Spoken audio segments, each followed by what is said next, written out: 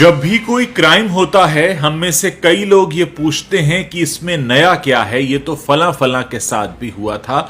लेकिन इस वीडियो में मैं आपको जो क्राइम बताने जा रहा हूं उसे सुनकर आपके कान खड़े हो जाएंगे, क्योंकि आपने अभी तक ये तो सुना था कि फोन पर किसी से ओटीपी शेयर मत करना, लेकिन ये जो अपराध अब हो रहा है खासकर राजधानी दिल्ली में हुआ है एक शख्स के साथ, और उनके अकाउंट से करीब करीब 50 लाख रुपए चले गए। जानते हैं उनकी गलती क्या थी? उनकी गलती सिर्फ वो थी जो आप भी शायद रोजाना करते होंगे। उन्हें एक नंबर से कॉल आया, उन्होंने वो कॉल उठा लिया, वहां से कोई आवाज नहीं आई, इधर से ये हेलो हेलो कर रहे थे और चंद सेकंड के अंदर उनके अकाउंट से 50 लाख रुपया चला गया। ये बिल्कुल नई तरह का अपराध है। अभी तक पुलिस इसके बारे में पता नहीं कर पाई है कि कौन सी टेक्नोलॉजी इस्तेमाल की गई है, लेकिन ऐसा लगता है कि जिस शख्स ने इन्हें फोन किया उसके पास इनके फोन का रिमोट एक्सेस आ गया था, और जब तक ये हलो हलो कर रहे थे, इधर से कोई आवाज जा नहीं रही थी, उतनी ही देर में, क्योंकि उस शख्स के पास इनके फोन का रिमोट एक्सेस था, उसका काम हो गया। इसके बारे में पता किया जा रहा है। कुछ लोगों ने मुझ तक ये शिकायतें पहुंचाई हैं और ये रिक्वेस्ट की थी कि हम अपने प्लेटफॉर्म पर इसके बारे में बात करें। दोस्तों, अब ये पुरानी बात हो चुकी है कि अपना ओटीपी शेयर मत करना।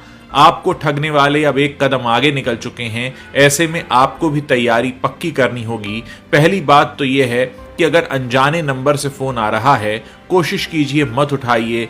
किसको अगर जरूरी आपसे काम होगा तो आपको एसएमएस कर लेगा, नहीं तो आजकल व्हाट्सएप या टेलीग्राम तो सबके फोन में होता है, वहां से कोई मैसेज आ जाएगा। क्योंकि आप नहीं जानते कि आपको आ रही ये जो मिस्ड कॉल है जिसको आप उठाएंगे और उधर से आवाज नहीं आएगी, उतनी देर में आपके फोन से क्या कुछ हो चुका होगा। क्योंकि आपके हाथ में जो फोन है, ये फोन नहीं, असल में आपके दिल की धड़कन है।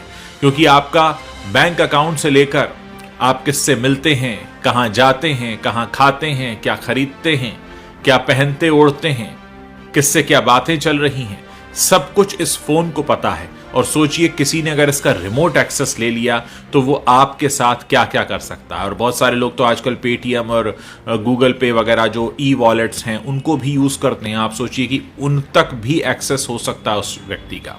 ये बिल्कुल नई तरह का अपराध है, इसके बारे में बात होनी चाहिए।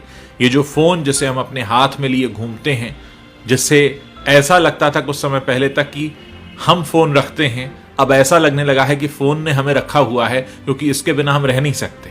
ये जहां चार्जिंग पे लगता है हम भी उसके आसपास मंडरा रहे होते हैं, क्योंकि इसके पास हमारी वो जानकारी है जो शायद कई बार हमारे लाइफ पार्टनर और हमारे माता पिता को भी नहीं होती। उतना कुछ जानता है ये फोन, और सोचिए इसकी एक्सेस अगर किसी और को लग गई तो क्या होगा। इस समय पिछले कुछ समय के दौरान बहुत तेजी से साइबर अटैक्स के मामले बढ़े हैं। 2022 में एक रिपोर्ट प्रकाशित हुई थी जो ये बताती है कि इस दुनिया में हर 40वें सेकंड में कहीं ना कोई साइबर अटैक हो रहा होता है, और इनमें से 94% साइबर अटैक्स ऐसे हैं जो ईमेल के जरिए होते हैं, और इस दुनिया की 64% कंपनीज ऐसी हैं जिनमें कभी ना कभी साइबर अटैक तो हुआ ही है। पिछले दिनों राजधानी दिल्ली के एम्स हॉस्पिटल के सर्वर पर भी अटैक हुआ था, जहां से बहुत सारे वीवीआईपीज का डेटा चोरी हो गया था, जिसकी तादाद करीब 4 करोड़ के आसपास बताई जाती है। यानी इस तरह के अटैक्स जो हो रहे हैं वो कहीं ना कहीं हमें अंदर से खोखला कर रहे हैं। हमें उनके लिए तैयार भी होना होगा। हमारी जो सुरक्षा और जांच एजेंसीज हैं उनको खुद भी स्मार्ट बनना होगा, उनसे ज्यादा स्मार्ट जो कि किसी गांव या कहीं पर बैठकर इस क्राइम को करते हैं। नेटफ्लिक्स पर जामतारा हमने देखा था, उस वक्त हमको पता चला कि किस तरह से इस तरह के अपराध को अंजाम दिया जाता है। ऐसे में जरूरत इस बात की है कि इसके बारे में बात हो, क्योंकि जब तक बात नहीं होगी, हम सचेत नहीं होंगे। इस वीडियो को ज्यादा से ज्यादा लोगों तक पहुंचाइए, उनको बताइए कि आपके फोन पर आ रही मिस कॉल भी आपका खाता खाली कर सकती है।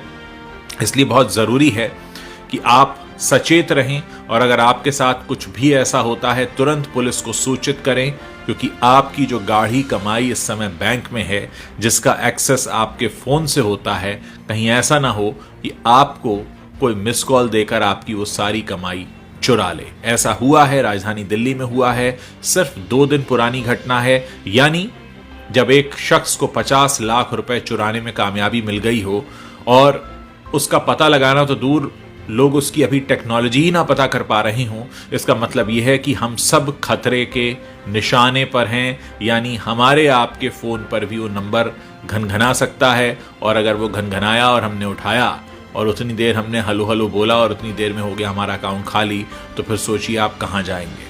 पुलिस एक कोशिश कर सकती है, लेकिन तब तक आपकी गाढ़ी कमाई जा चुकी होगी। इसलिए सचेत रहिए, इस वीडियो के बारे में बात करिए, लोगों को बताइए। अभी तो हमें पहला काम ये करना है कि लोगों को बताना है ऐसा हो रहा है। बहुत सारे लोग इस बात को नहीं जानते हैं, और मेरा जो प्लेटफॉर्म है इसका इस्तेमाल मैं इसलिए करना चाहता हूं ताकि ज़्यादा से ज़्यादा लोगों तक ये बात पहुंचाऊं। इस वीडियो को शेयर कीजिए, लोगों को बताइए कि ऐसा भी हो रहा है। अब वो OTP शेयर मत करना वाली बातें हो चुकी हैं पुरानी, अब सब समझदार हो चुके हैं। इसलिए इस तरह का गुनाह और अपराध करने वालों ने नया तरीका निकाल लिया है। इस नए तरीके से फिलहाल बचने का उपाय जो मुझे समझ में आता है वो यही है। हाँ, हो सकता है आप में से बहुत सारे लोगों के लिए तो थोड़ा मुश्किल होगा कि जिसका भी फ़ोन आ रहा है, अगर आपको उसका नाम नहीं पता है, आपके मोबाइल में वो नंबर सेव नहीं है, तो सामने वाले शख्स को SMS करने दीजिए, सामने वाले शख्स को WhatsApp करने दीजिए। जब आप पक्की तरह से निश्चिंत हो जाएंगे जो सामने वाला शख्स आपको फ़ोन कर रहा है वो जेन्युइन है, आपके किसी जानने वाले का जानने वाला है, या आप उसका नाम पता जानते हैं, तभी वो फ़ोन कॉल उठाइए। क्योंकि अगर आपके साथ ऐसा होता है तो निश्चित तौर पर ये एक ऐसी बात होगी कि पता तो था और फिर भी गलती हो गई। दिल्ली में जिनके साथ हुआ उन्हें तो पता ही नहीं था, उनके साथ ये पहला अभी तक का अपराध हुआ है जिन्होंने पुलिस को सूचित भी किया है, और पुलिस ने एक स्पेशल टीम बनाई है जो उसकी जांच कर रही है। लेकिन अगर किसी एक शख्स के साथ अपराध हो जाए तो हमारी जिम्मेदारी ये बन जाती है कि हम बाकियों को सूचित कर दें ताकि बाकी इस मुसीबत से बच सकें। समाचार जो प्लेटफॉर्म्स होते हैं, या मेरा भी सोशल मीडिया प्लेटफॉर्म है, उनका काम सबसे पहला यही होता है कि लोगों को चेतावनी देना, बताना कुछ नया हो रहा है, आप उससे कैसे बच सकते हैं। जब जानकारी ही नहीं होगी तो बचाव कैसे होगा। पहला स्टेप हम ले चुके हैं, जानकारी ले चुके हैं, अब जानकारी को फैलाना है, लोगों को बताना है ताकि ज़्यादा से ज़्यादा लोगों को हम सुरक्षित कर पाएं। आप अपने घर में लोगों को भी बता सकते हैं कि इस तरह से आ रहे किसी भी नंबर को न उठाएं। मेरे बहुत सारे दर्शक हैं जिन्होंने मुझे स्क्रीनशॉट्स भी भेजे हैं। उन नंबर्स को शेयर करने का फ़ायदा इसलिए नहीं है क्योंकि ये नंबर चेंज हो जाते हैं, क्योंकि जो अपराध करने वाला शख्स है वो भी जानता है कि एक बार नंबर पब्लिक हो गया तो उसके बाद उसे नंबर बदलना पड़ेगा। इसलिए इस बात से कोई फ़र्क नहीं पड़ता कि वो नंबर कौन सा है। अगर आपके फ़ोन में वो सेव नहीं है और आपको कुछ गड़बड़ लगता है तो मत उठाइए, सामने वाले को SMS भेजने दीजिए, अपना नाम पता बताने दीजिए। जब आप पूरी तरह से आश्वस्त हो जाएंगे कि आप उसे जानते हैं और वो कोई चोर उचक्का नहीं है, वो आपके साथ कुछ गलत नहीं कर सकता है, तभी आप उसके फ़ोन को उठाएं और उठाकर उससे बात करें। उम्मीद है बात आपको समझ में आई होगी और आप जल्दी से जल्दी और ज़्यादा से ज़्यादा संख्या में इस वीडियो को शेयर करेंगे, ज़्यादा से ज़्यादा लोगों तक पहुंचाएंगे ताकि हम सबको बचा सकें।